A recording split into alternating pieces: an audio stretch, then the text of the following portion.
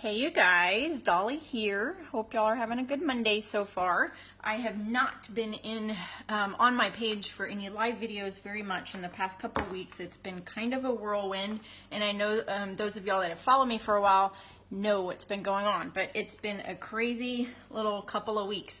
But today I am going to try out a new crock pot recipe for roast. I've had this roast in the freezer for a couple weeks and never seemed to have time to make something with it. So I was going through some crock pot recipes today, and I found one that is, it's called Slow Cooker Beef Roast and Carrot Recipe. I think it's going to be perfect for today because it takes 8 to 10 hours for it to cook. It was completely frozen, and I just defrosted it a little bit in the microwave, and then I'm gonna let it cook on low for the majority of the day.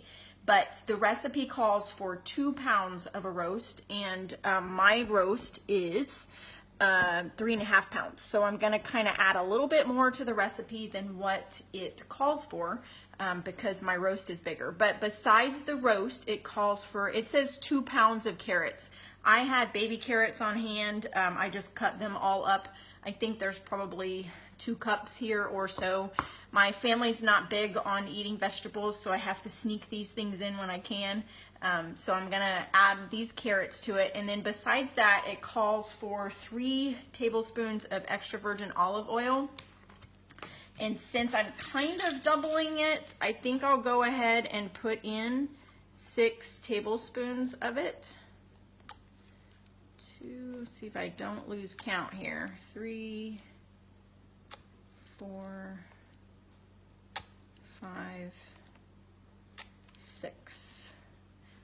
And then it calls for 2 tablespoons of red wine vinegar, and I'm going to double that. So I'm going to do 4 tablespoons.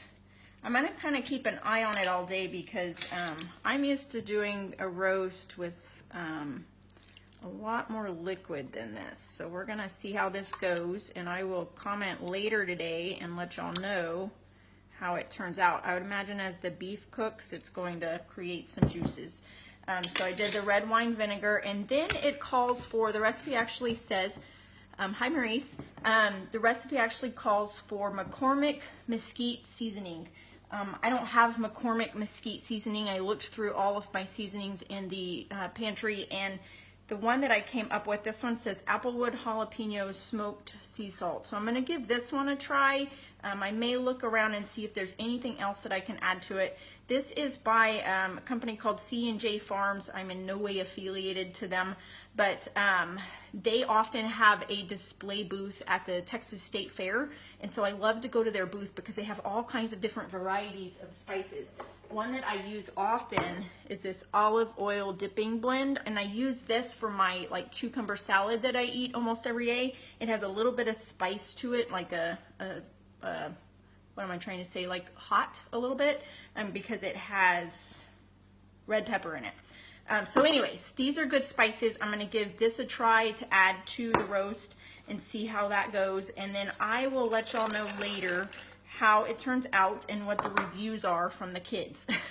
But the cooking time is 8 to 10 hours on low, and it says that cook it until the beef shreds easily with a fork. Now, if you like to prepare ahead of time, a lot of times I'll do a crock pot recipe where I'll get everything together, I'll put it in a freezer bag, and then I will freeze it and then bring it out the night before I'm going to use it. That really works really well for my family on busy days. So you could put all of this stuff into a freezer bag and then just pull it out of the freezer the night before, pop it in the crock pot in the morning, 8 to 10 hours on low, check it and do it until the beef shreds easily with a fork, and then you're done. And then this will pair good with like broccoli or green beans. And then of course my family likes mashed potatoes, and potatoes get a bad rap, but potatoes are considered a healthy carb. It's just how you prepare them. So preferably you would want a potato that's simply baked and that doesn't have a bunch of fatty toppings on it, like butter and cheese and stuff like that. You kind of have to watch your portions for those things. And then, you know, of course, like fried is not good. So like French fries, not the best option. A sweet potato would be better than a white potato. So you kind of have to look at those things when you're cooking. You don't have to cut out all the good stuff.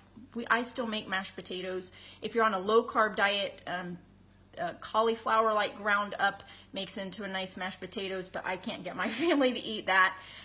So those are some options that you can use to pair with it. So I'm probably going to make green beans and then some mashed potatoes for the kids. So hope y'all give it a try. I'll let y'all know later how it goes, and y'all have a great day, and I'll try to share more. I've been out of pocket for a little while with all the stuff that's been going on with me personally, but I'm going to try to get back on here a lot more and share more things to help y'all to really kind of fit in healthy living along with this crazy busy lifestyle that we lead. So y'all have a great day. I will talk to y'all soon.